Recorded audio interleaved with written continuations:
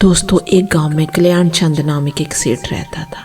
वह बातें तो बड़ी बड़ी अच्छी अच्छी करता था, पर था एकदम कंजूस। कंजूस भी ऐसा वैसा नहीं, बिल्कुल मक्खी चूस। उसके पास धन दौलत की कोई कमी नहीं थी, लेकिन चाय की बात तो छोड़ो, वह तो किसी को पानी तक के लिए भी नहीं पूछता था। साधु संतों और भिखारियों को तो देखकर तो उसके प्राण ही सूख जाते थे कि कहीं कोई उससे कुछ मांग ना बैठे। एक दिन उसके दरवाजे पर एक साधु महाराज आए और कल्याण चंद से खाने के लिए सिर्फ एक रोटी मांगी। पहले तो कल्याण चंद ने साधु महात्मा को कुछ भी देने से मना कर दिया, लेकिन जब साधु नहीं गए तो सेठ उससे पीछा छुड़ाने के लिए घर से आधी रोटी ले आया।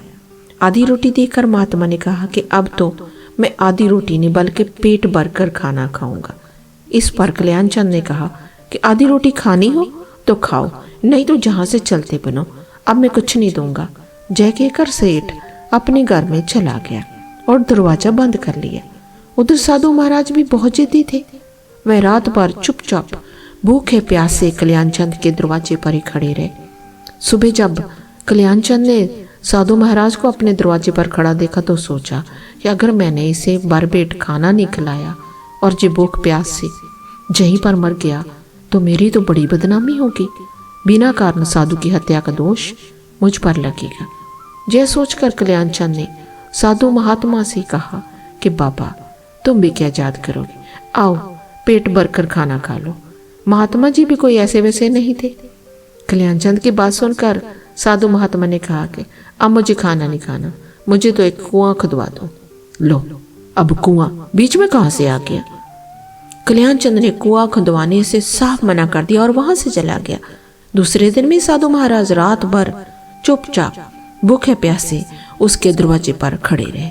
अगले दिन सुबह जब कल्याण चंद ने पुनः साधु महात्मा को भूखा प्यासा अपने दरवाजे पर ही खड़ा पाया तो सोचा कि अगर मैंने कुआं नहीं खुदवाया तो जे महात्मा तो इस बार जरूर भूख प्यास से मेरे दरवाजे पर ही मर जाएगा और मुझे बदनाम करके ही जे छोड़ेगा।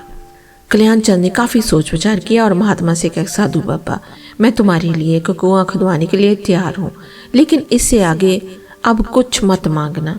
साधु महाराज बोले, नहीं, एक नहीं, अब तो 2 कुएं खुदवाने पड़ेंगे। महात्मा की फरमाइशें बढ़ती जा रही थी। कल्याण चंद कंजूस जरूर था लेकिन बेवकूफ नहीं था। उसने सोचा अगर मैंने 2 कुएं खुदवाने से मना कर दिया तो जे 4 कुएं खुदवाने के लिए बात करने लगेगा अथवा कोई नई फरमाइश भी कर सकता है। इसलिए कल्याण चंद ने चुपचाप 2 कुएं खुदवाने में ही अपनी भलाई समझी। 2 कुएं खुद कर तैयार हुए और उनमें पानी भरने लगा।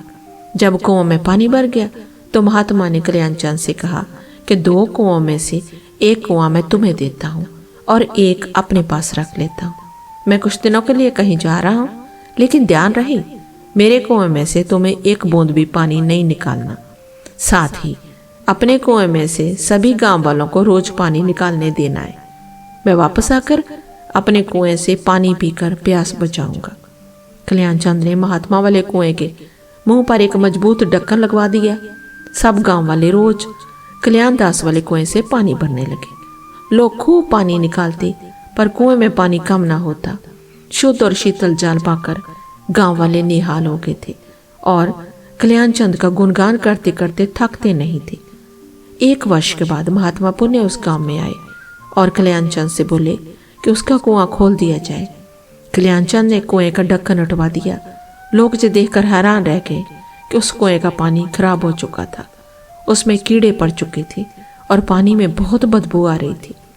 संत ने सेठ को समझाया कि इस कुएं के पानी की तरह है धन दौलत की भी 3 गतियां होती है, अपजोग, नाश अथवा दुरुपयोग। धन दौलत का जितना सदुपयोग करोगे वह उतना ही बढ़ता जाएगा। धन दौलत का इस्तेमाल ना करने पर कुएं के पानी की तरह वह धन दौलत नार्थक पड़ी रहेगी और उसका अवमूल्यन होता जाएगा। उसका उपयोग संभव नहीं रहेगा अथवा अन्य कोई उसका दुरुपयोग भी कर सकता है। तुमने मजबूरी में से ही कुआं खुदवा कर अपने धन का सही इस्तेमाल किया। तुम्हारी इस काम से ना केवल तुम्हारे लोगों को फायदा हुआ बल्कि तुम्हारे बाद तुम्हारी आने वाली पीढ़ियों को भी इसका लाभ मिलता रहेगा और यही सबसे बड़ा पुण्य है। अब कल्याण दास को समझ आई कि जैसे मैं कंजूसी करता हूँ, मैं किसी को कुछ नहीं देता, दान पुण्य नहीं करता, तो मैं अपने के लिए अच्छे काम नहीं कर रहा, कोई पुण्य नहीं कमा रहा, तो मुझे दौलत को खर्चना भी चाहिए। फिर उसने सोचा कि मैंने एक कुआं खुदवाया तो लोग मेरी कितनी वो सिफत कर रहे हैं, बोल रहे हैं कि मैं कितना अच्छा हूँ, तो पहले मैं इतनी ज़िंदगी जो थी ऐसे कंजूसी में निकाल दी, अपने बच्चों को भी कुछ ढंग से खाने पीने नहीं दिया और अपनी पत्नी को भी मैंने कभी खुश नहीं रखा, इसलिए सभी मुझे नापसंद करते थे। दौलत खर्च करनी चाहिए, इसका मतलब ये नहीं है कि फजूल खर्ची करनी चाहिए, पर जहाँ ज़रूरत है दौलत को वहाँ यूज़ करना चाहिए। तो दोस्तों, आपको ये कहानी कैसी लगी कमेंट बॉक्स में कमेंट करके ज़रूर बताना। फिर मिलते हैं एक और नई कहानी के साथ। धन्यवाद।